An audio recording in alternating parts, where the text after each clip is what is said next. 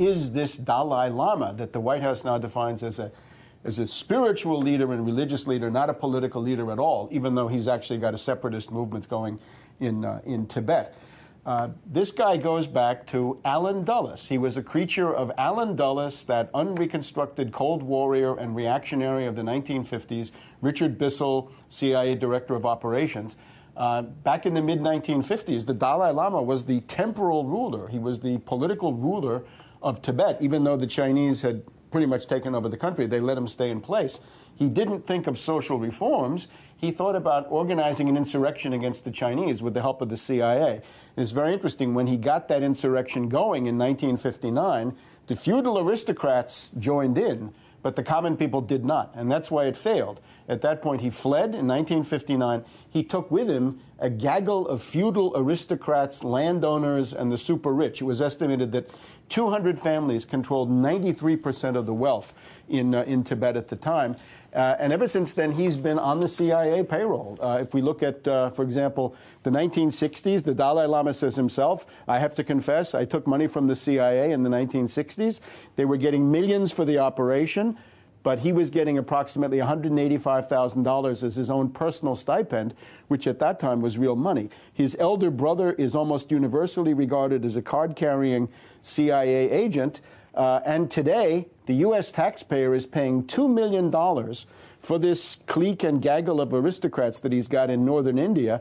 U.S. taxpayer money, plus also money from the Indian intelligence, the RAW, the Research and Analysis Wing. The other thing about this is, what did this stand for? This was feudalism. This was the manorial system. It's what you had in Europe in the Dark Ages. About 3/4 of the population were serfs, bound to the land. 5% were slaves. 15% were monks, many of them very poor. And the only beneficiaries of this was this paper-thin layer of feudal aristocrats, once again, 1% to 2% of the population. And the only middle class there was about 3% to 4% who were the functionaries, the officials running the estates for these people. Mutilation was the order of the day. The eye, the tongue, the hand were targets for this very punitive justice. One monastery had 25,000 serfs. It was a really monstrous system of theocratic despotism and tyranny, not at all spiritual. Now, for some reason, the people in Hollywood, very important part of the Democratic Party base, the Hollywood crowd, they think that the Dalai Lama is this prince of spiritualism. And he says that pre-1959 Tibet was a land of contentment. Well, it was not. It was not Shangri-La, but it was probably the closest thing to hell on earth that you had. Again, where many minor infractions would be punished by just lopping off the hand that offended.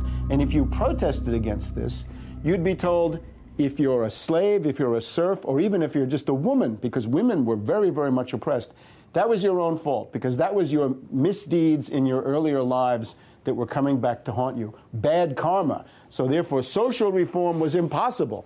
It would have been frustrating divine retribution to give anybody a better deal. So that's the Dalai Lama.